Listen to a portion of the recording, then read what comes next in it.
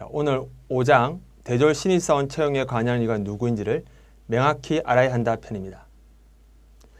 이번 장의 핵심 내용은 대졸 신입사원이라는 상품을 구매하는 데 관여하는 이는 딱 3명, 인사 담당자, 실무자, 사장님이라는 사실을 아시면 됩니다. 여러분이 만약 고3 수험생이다. 그래서 서울에 있는 서울대, 연대, 고대를 들어가고 싶다. 그럼 누구한테 수능 준비 방법을 물어보셔야겠습니까? 재수하고 있는 사촌형? 아니면은 대학 입학 경험이 전혀 없는 같은 반 또래 친구들? 아니면 친척분? 아니겠죠. 목표라는 대학에 이미 들어간 선배들이나 아니면은 그 학교의 입학 처장 분한테 어떻게 수능 준비를 하면 무엇을 공부하면 되는지를 물어보고 거기에 맞춰 준비하다 보면은 목표하는 대학에 갈 수 있을 겁니다. 마찬가지로 내가 대학생이다. 그래서 기업체 취업하고 싶다. 그럼 당연히 대졸 신입사원이라는 상품을 구매하는 이가 누구인지 그리고 그들은 어떠한 조건으로 구매를 하는지를 알면 되실 겁니다.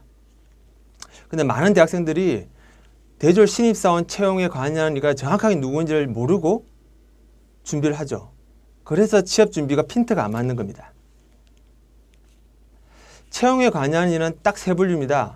사장님, 실무자, 인사 담당자. 자, 제가 좀 설명을 드리자면은 보통 실무자가 자기 부서에 사람이 필요하게 되면은 사장님한테 이야기를 하죠. 아, 경력사원을 뽑아주세요. 신입사원을 뽑아주세요. 몇 명을 뽑아주세요.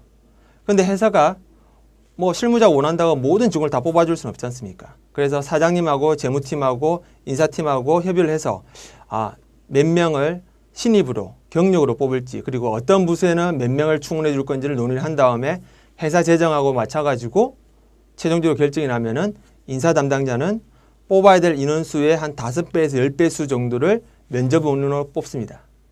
그리고 실제 면접에서는 뽑아가지고 쓸 실무자가 가장 질문을 많이 하고요. 그 다음에 사장님이 결정을 최종적으로 하죠. 인사 담당자는 그때는 별로 권한이 없습니다.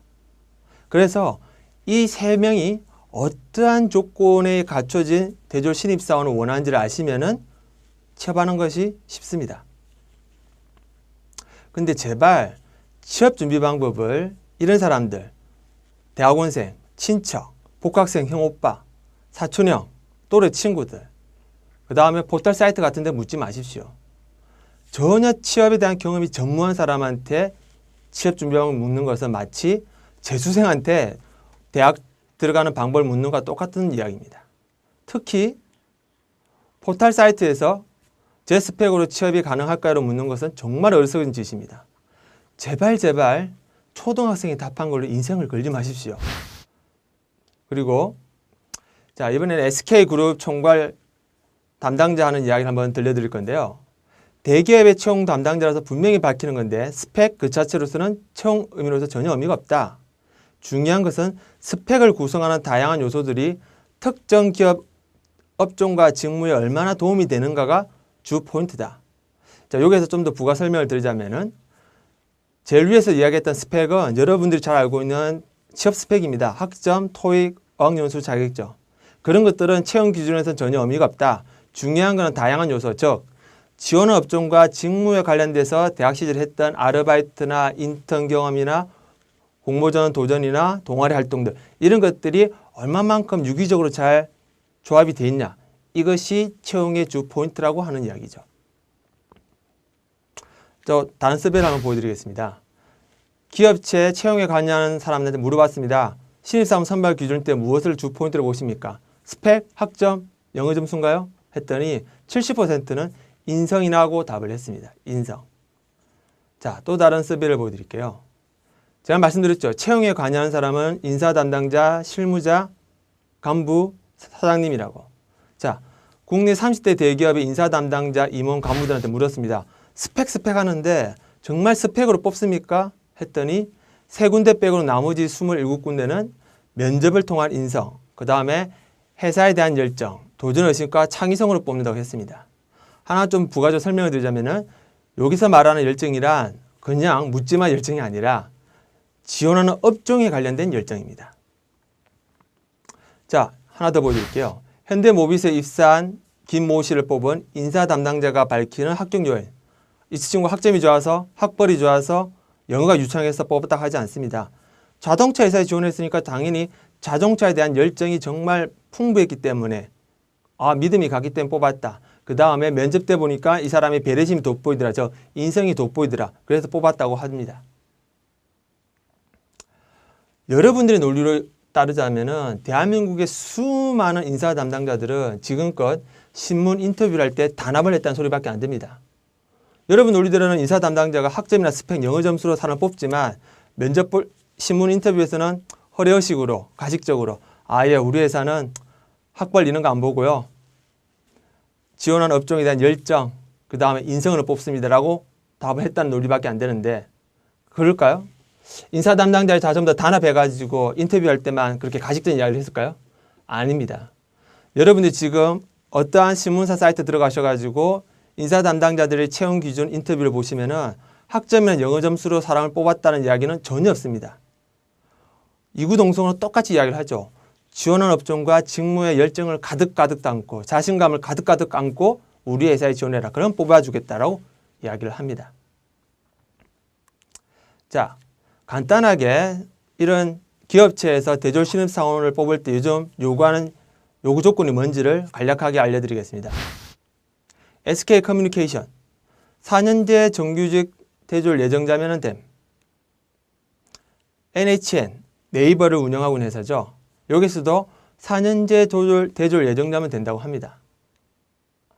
두산그룹도 4년제 졸업 예정자.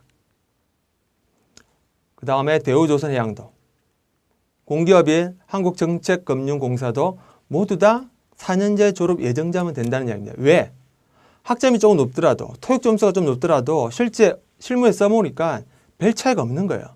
학점이 아주 높은 친구나 조금 낮은 친구나 전공 지식에 대한 깊이는 비슷하고 토익 900이나 토익 700이나 실제 업무에서 필요한 영어 못하는 거는 똑같으니까 그냥 4년제 졸업 예정자면 된다고 하는 거죠.